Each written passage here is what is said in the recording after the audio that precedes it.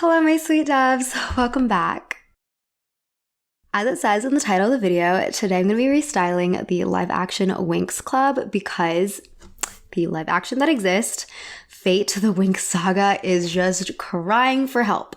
I don't want to spend too much time critiquing them because I feel like everyone across social media has already dragged them. But the bottom line is the outfits are very dull, boring, ill-fitted, and they make the characters look like adult women and not like teenagers. The costumes don't reflect current styles whatsoever. They're super dated and in general a huge disappointment considering how vibrant and fun the original Winx Club animation was. Now, I'm going to be honest, I didn't watch Fate the Winx Saga at all. I didn't even watch episode 1 because I just had no interest in it whatsoever. I saw that it got overwhelmingly bad reviews. The promotional pictures that came out incited no interest for me whatsoever. And I did watch the Modern Girls video on it, and I feel like that was enough for me to get the gist of that entire show. And bottom line is, not for me. So with that said, I'm not really styling the Winx Club girls in the universe of Fate the Winx Saga. Modern Girls did an excellent job doing that, taking in all the characters and the different plot points that they decided to add in to that show. I'm just going to be doing it as if Netflix approached me and was like, "Hey Mina, I've seen all your amazing videos and we finally decided to hire you and give you $1 million to do it. And we're just gonna do a live action Winx. Let me know what you think." So this is kind of me going in and creating outfits just based on the original source material and not concerning with any new things that Netflix wants to do with the show. Chai Tea and Shanspear made really fun videos already about this where they restyles the Winx Club girls, and I definitely recommend watching those if you haven't already. I noticed that in their videos, they pulled outfits that were in the price ranges of most people, which is really fun and cool. So it's like if you or me wanted to create a Stella look, we could do that with their videos. But because I'm approaching this topic as if Netflix came up to me, I'm assuming that Netflix also has the budget for me. So I'm actually going to create outfits based off of high fashion and ethical brands. I want to clarify that I would never costume design a show with only name brand clothing. That just goes against my whole pro thrifting vibe. This is just for fun. And you may be thinking, wait a minute, Mina, didn't you criticize Emily in Paris for giving Emily a closet full of Chanel and you said it was unrealistic? And yeah, okay, but it's different because I was berating Emily for wearing all this Chanel when she's obviously working a job that cannot afford her this kind of expensive lifestyle. And I still stand by that because Emily in Paris is a show grounded in realism. We're talking about a working girl in her early 20s who moved to Paris and is dealing with all kinds of normal issues like making new friends, dealing with a boss who doesn't like you, sleeping with your best friend's boyfriend. Oh wait, that's not that relatable. I mean, I think you can fold in some high-end clothing if they are incorporated into a believable style. Jules from Euphoria has a very expensive closet, but the pieces are really youthful, made by rising designers, and are ambiguous in origin, unless you're in the industry, aka not obnoxiously monogrammed. Emily's monogrammed Chanel bags, on the other hand, really do take you out of the show. Unlike Emily in Paris, Winx Club is supposed to take place in a magical realm, and the characters, sans Bloom, are not supposed to even come from Earth. So I think it's safe to say that the clothing does not have to be realistic for modern human teenagers. Or at least that's my excuse because I do want to see what they would look like in high fashion. So I've come up with 2 outfits for every girl. The first outfit is more of a everyday kind of look. It's based on their personal style or their personal style that I would create for them if I was the costume designer. And their second outfit is going to be their transformation outfit that is more based on their powers than their personal styles. One of my biggest qualms with the show's costuming is that they didn't even try to create transformation outfits when that's 75% of the fun of magical girl shows. So I took it upon myself to discuss what I'd imagine them wearing if Netflix tried a little harder. Also to note, I would heavily prefer the actual transformation outfits to be original designs. It's just so important for the show to have unique standout fairy looks. So the outfits that I talk about are more inspiration, they should go on the costuming mood board kind of ordeal. Let's start with Bloom. In Fate, she wears a lot of leather jackets for some reason, and she also wears a lot of red, I think to indicate that she's a fire fairy. I think it's really cheesy for them to create a wardrobe based around one color for this character because it's just not realistic for real humans. It works in the world of a cartoon, but it just looks kind of cheesy when we apply that into a live action. It makes sense for their transformation outfits to reflect a color coordinated with their powers, but for their everyday outfits, let's be a little bit more creative. Bloom in the animated show mostly wears a basic cropped t-shirt and low-waisted jeans. Bloom is your girl next door, lovable, relatable protagonist. She's definitely not as high frills as her best friend Stella, who apparently isn't even her best friend in Fate the Winx saga, but we're just going to ignore that rewrite because it's unnecessary. For a modern take on Bloom, I would style her with a very off-duty model kind of aesthetic. Think candid photos of Bella Hadid, Kendall Jenner, and Madison Beer. Brands I would choose for Bloom's aesthetic are Lisa Says Ga, Iggy Jeans, Steen Goya, and Fall Risk. I also think Bloom would thrift a lot of the clothes in her closet, so she'd wear a number of vintage band tees and Levi jeans as well. At the beginning of the series, I would style her in pretty plain clothing like cropped white t-shirts, ribbed tank tops, vintage t-shirts, as I just said, straight leg jeans, and sneakers like Converse high tops or New Balance sneakers or Doc Marten boots. But as the season goes on, I would dress her in a little bit more interesting clothes to show Stella's influence and to show their growing friendship. Hurry up, Stella! Hold on! You can't rush perfection, you know. Also, in the animated show, she does have girlier and more elaborate fits, so canonically it makes sense. I think Bloom would definitely always prioritize comfort, so I would add some more knitwear into her collection, like cropped cardigans, sweater vests, and patchwork sweaters. Her jeans would stay a staple, but I'd pick out patterned and textured jeans like this pair from Iggy Jeans or this pair from MYOB. I would add corduroy to her wardrobe as well as collared shirts to wear underneath her sweaters.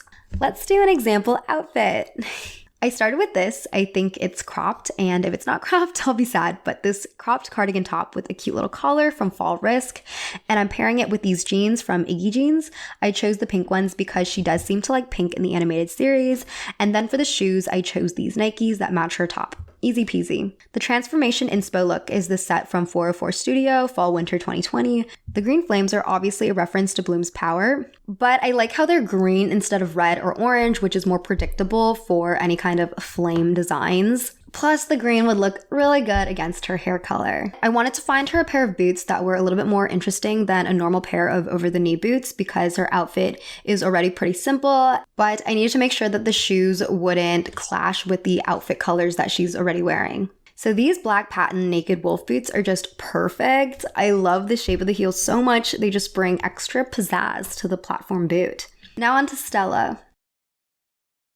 In Fate, Stella's looks are not awful. They just age her a ton. She looks like a teacher or an attorney in this outfit, and it looks like they tried to make her more fun with the orange top and the sparkly headband, but it's just not enough. Stella in the animated show wears strappy tops and mix matches flashy colors. She's supposed to be the fashionista of the group. I beg you, Bloom, help me! Stella, how can I help you? You're the fashion star. It even says so on the fandom wiki page, so I don't know why they decided to compromise this part of her personality in Fate. Stella, I think, has the most money because she's a princess, so I would expect her to look the most expensive as well. Too expensive. I'll pay for it. No, Stella, you might offend her. I don't see how that's any of your business. Because of her sunny, outgoing, and kind of self-centered disposition, I would imagine that she wears a lot of vibrant and flashy colors and experiments with a lot of bold and multi-textured patterns. How could you have bought something like that? I didn't buy it. Someone gave it to you? I designed it. In the dark? She would probably wear more silhouettes that are figure-hugging, reminiscent of the 1990s. Her favorite brands would be Versace and Moschino and Chanel, if these chain belts are telling me anything. I see her stylistically as being a combination of Paris Hilton and Fran Drescher. I see her wearing a lot of matching sets, bralette-style crop tops, and mini skirts or high-waisted shorts, because I refuse to revive the low waist, and chunky, colorful jewelry. Because she's a light fairy, I would also put her in silk satin fabric, sequins, and glitter. Let's do the example outfit. I picked out this Maria Escote Spring Summer 2011 set with pearl embellishments on the bra esque top. I would pair it with a ribbed semi-sheer turtleneck underneath, like this Versace green one. Ignore the pink top it's layered with, we're just adding the green turtleneck to this outfit. I'm adding these Gucci red floral lace tights underneath the shorts. Red sheer over the knee socks would work just as well. I wanted to add more textures and layers because Stella's philosophy would definitely be more is more. For her shoes, these Versace heels from the spring 2019 collection would be perfect. I'm really trying to keep with this orange, green, purple color scheme that we see her wearing a lot in the show. To top it all off, I'll add this red heart-shaped Moschino purse to match the red in the tights and these blue marine sunglasses from the spring 2021 collection. The transformation outfit I give Stella would be based on this orange Versace halter dress from the spring 2005 collection. The orange, of course, pays an homage to Stella's original fairy outfit and the halter to Stella's original everyday outfit. I would give her the Versace fall 2019 heels because I just love the gold embellishments that I think would shine with her light power. Okay, next is Aisha, or Layla, according to some dubs. She honestly looks like a mom. I don't understand why they would give any of these girls long skirts, to be honest, because I feel like it just makes them look older. It's just not youthful. She has a more sporty look here, but it's really boring. I feel like everything that she's wearing I could find from H&M. All the pieces are just very basic. There's nothing memorable about any of these designs. Personality-wise, in the original show, Aisha is very caring, she's open-minded, and she starts off the series like a bit more of a tomboy than the other girls. She's definitely the sporty one, for sure. Come on, get on. Who says you get to drive? Huh? What, you think I've never ridden a motorbike before?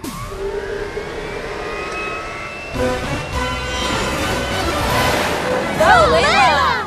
The cargo skirt she wears as her everyday look reminds me of Destiny's Child for some reason, but that's not too surprising because Aisha's design is supposedly based on Beyonce. For her redesign, I definitely wanted to bring out the sportiness, but a little less on the Y2K side because I really want to try to modernize the series as much as possible, even though I do like the Y2K era of fashion. But we're pushing for new ideas. And for Aisha, I really wanted to balance femininity with sportiness. Because even though she's considered a tomboy, at least according to the fandom wiki page, the way she dresses in the original animation is still pretty girly with skirts and cropped tank tops. In her live-action wardrobe, I would include velour tracksuits, ruche tops and skirts, satin tops, corset tops, strappy tops, cutout tops, wide leg pants, bike shorts, track pants, cargo pants, bucket hats, designer sneakers, and platform boots. The designers I see her rocking the most would be Dion Lee, Berrigan, and the small Australian brand called Karl Laidlaw. I saw her stuff and I was like, I need Aisha in all of this immediately. I think on the daily, Aisha would wear something very comfortable like Princess Diana with her sweatshirt and bike shorts combo, or cargo pants and a romantic styled crop top.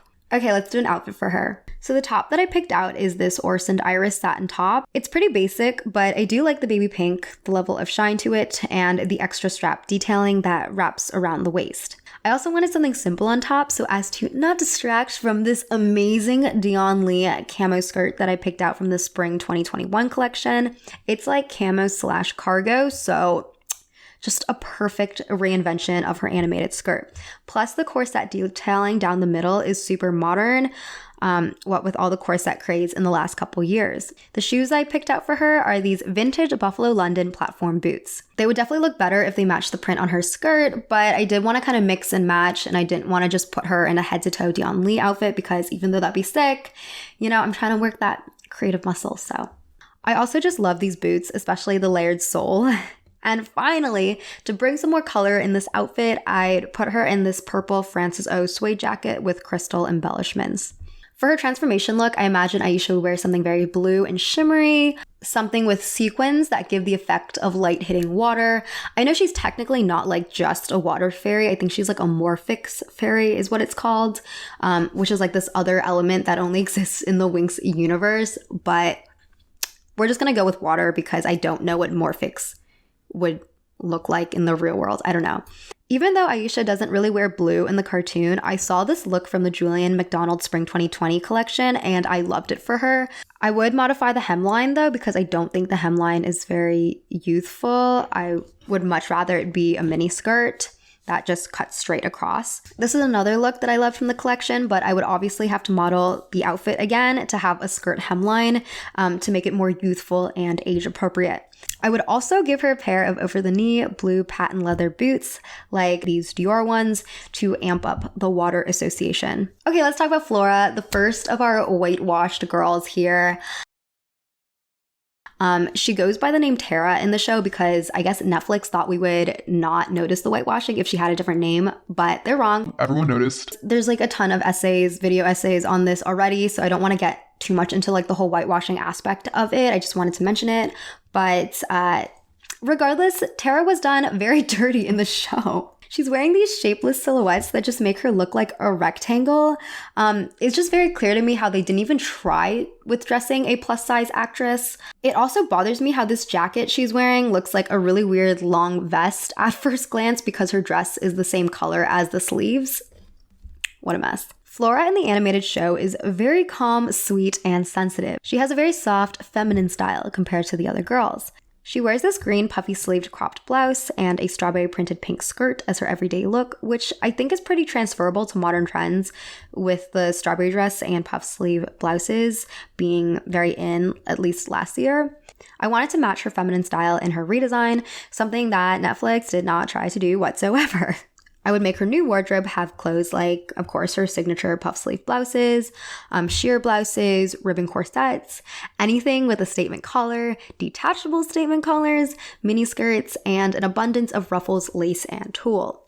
Her favorite designers would be Rodarte and Blumarine, and I think on a day-to-day basis, she would wear Maison Cleo, Kristen Mallison, and Stretsis. Her vibe is very frilly, heavy on the floral patterns, and romantic silhouettes. If they were to cast a plus-size brown Latina woman, I think the style would still work really well. A lot of the best like romantic style clothes I've seen on the market come from smaller brands, and they tend to have size ranges that stretch further than high fashion brands.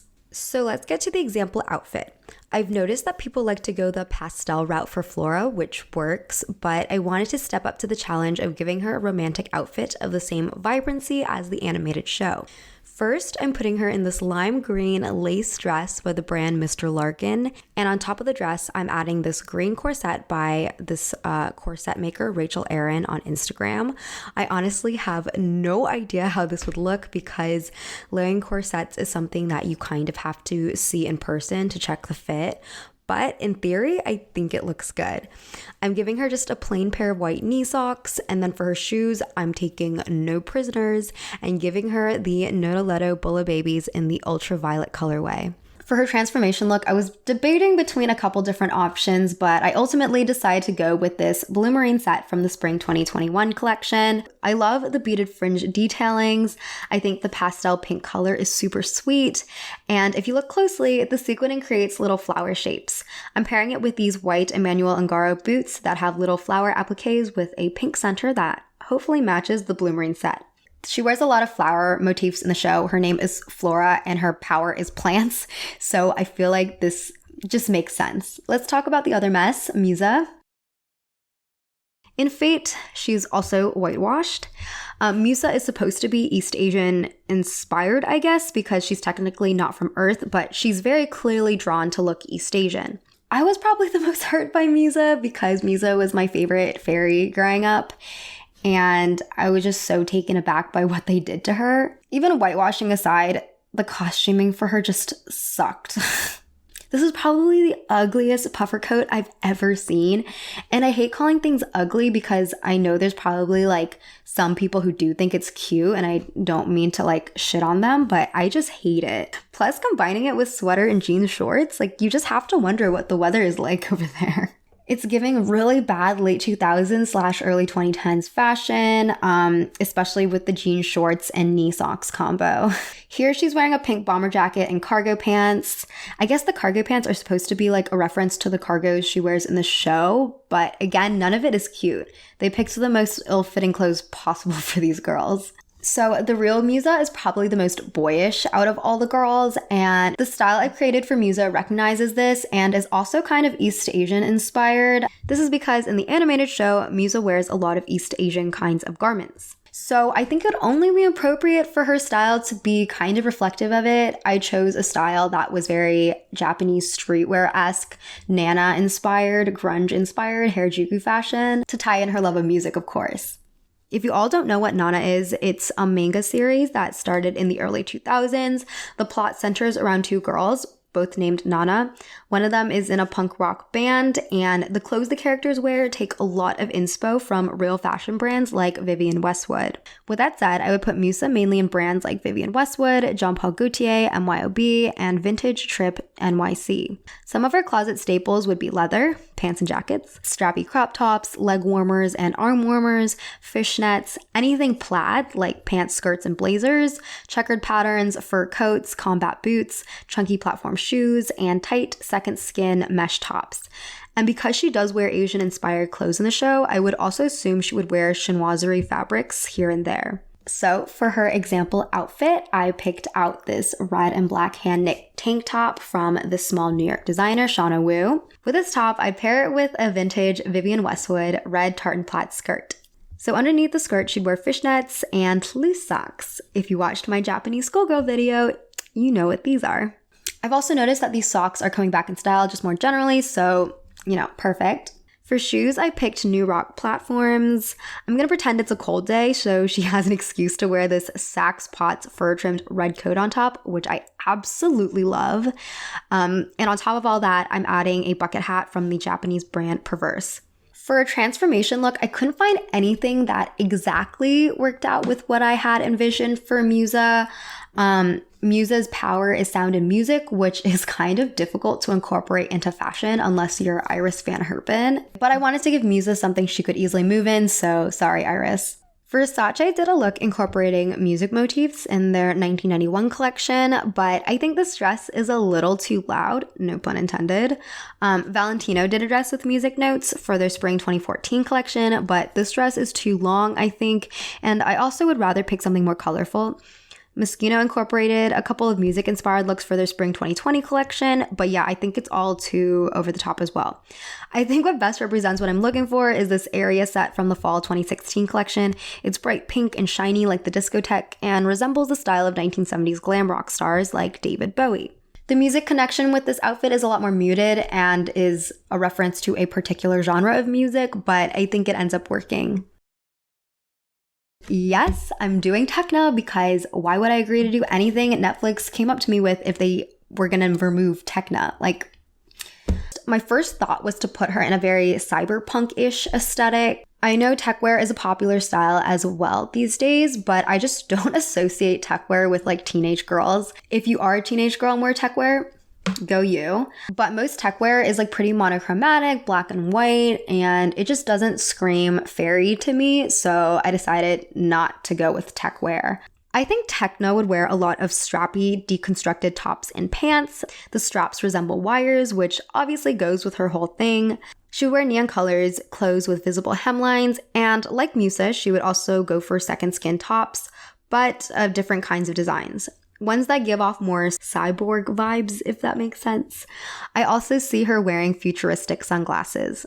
I've seen some people lean towards iridescent fabrics for Tecna, but I personally find it hard to disassociate iridescent fabrics from the awful Galaxy aesthetic that was going on in the early 2010s. And I can say that because I had Galaxy tights myself. So no iridescence for her, please. Her favorite brands would be Autolinger, Dido Official, Ane, Charlotte Knowles, She Said, and Eckhouse Lotta.